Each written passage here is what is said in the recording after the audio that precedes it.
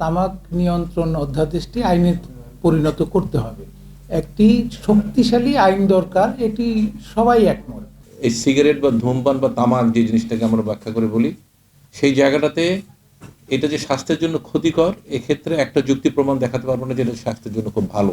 সেই তামাক কোম্পানিগুলির যে তারা চাইছিল যে এই আইনটি যাতে সংশোধন না হয় বা নতুন কোনো অধ্যাদেশ না আসে, কিন্তু শেষ পর্যন্ত আমরাই বিজয়ী হয়েছি। আসলে মানুষের পক্ষে থেকে থাকার কারণেই এই বিজয়টা হয়েছে, এটা আমাদের আপনাদের সবারই।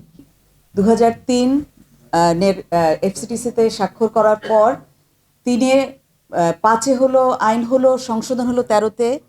তারপরে যে এই যে অধ্যাদেশটা খসড়াটা হলো এবং মোটা দাগে যেসব দাবি দেওয়া ছিল তাও কিন্তু অনেক কাটাছেঁড়া করার ক্ষেত্রে তামাক কোম্পানিগুলোর মানে খুবই বলবো ব্যাড ইন্টেনশন কাজ করেছে এবং একদম ধোয়া তোলা হয় যে রাজস্ব। আমি গণমাধ্যম কর্মীদেরকে বলবো, আমি গণমাধ্যম কর্মী হিসেবে, যে 84,000 কোটি টাকা আর 87,000 কোটি টাকা ডবলেরও বেশি।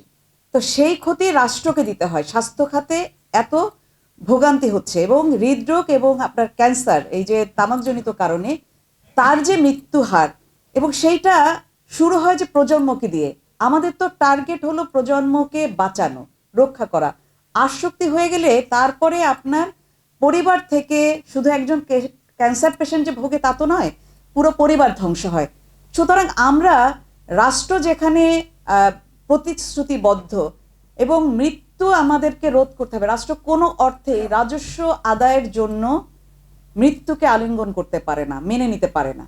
যেহেতু বিএনপি সরকার এটা 2003 সালে প্রথমে এই চুক্তিটা স্বাক্ষর করেছে, তাদের সর্বশেষ যে প্রতিশ্রুতি নির্বাচনে সেখানেও তারা এটা বলেছেন যে তারা এটা একটা আইন আকারে ভালোভাবে এটা নিয়ন্ত্রণ আইন করবেন, এবং সর্বশেষ তথ্যমন্ত্রীও বলছেন, এবং আমরা আপনাদের মাধ্যমে অনুরোধ করব যাতে এই পার্লামেন্টের প্রথম 30 দিনের মধ্যেই এই অধ্যাদেশটি পূর্ণাঙ্গ যেভাবে আছে হুবহু সেভাবে যাতে আইন আকারে পরিণত হয়।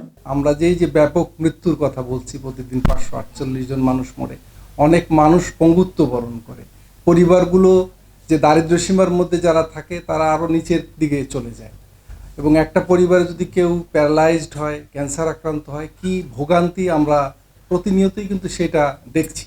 তা আমরা চাই যে আর কোনো মৃত্যু নয়, তামাকজনিত কোনো মৃত্যু নয়, মানুষকে আমরা স্বাস্থ্যের সুরক্ষা দিতে চাই। নির্বাচনী ইস্তেহার পূরণে আমরা জানি যে বিএনপি মনোযোগী হবে এবং এই সংসদেই আইনটি অধ্যাদেশটি অক্ষত অবস্থায় আইনে পরিণত করবে। বিড়ি কারখানাগুলোর মোট শ্রমিকের 50 থেকে 70% শিশু শ্রমিক, এবং ঢাকার আশপাশে প্রাথমিক স্কুলে পড়া 92% শিশুর লালাই বা দেহে উচ্চ মাত্রায় নিকোটিন পাওয়া গেছে। এটা কিন্তু একটা মানে ভৌতিক চিত্র আমি বলবো। শিশুরা কিন্তু ধূমপান করছে না, কিন্তু তাদের লালায় বা দেহে কিন্তু নিকোটিন আমরা গবেষণায় দেখছি পাওয়া গেছে। আমরা বলতে চাচ্ছি যে 30 দিনের মধ্যে এইটা যদি সংসদে পাশ না হয় তাহলে এটা অটোমেটিক স্বয়ংক্রিয়ভাবে বাতিল হবে, আপনারা সবাই এটা জানেন, এবং প্রায় 2 লক্ষ তামাকজনিত মৃত্যু ক্ষতি বাড়বে, এসডিজি অর্জন বাধাগ্রস্ত হবে এবং তরুণরা মাদকাসক্তির উচ্চ ঝুঁকিতে পড়বে।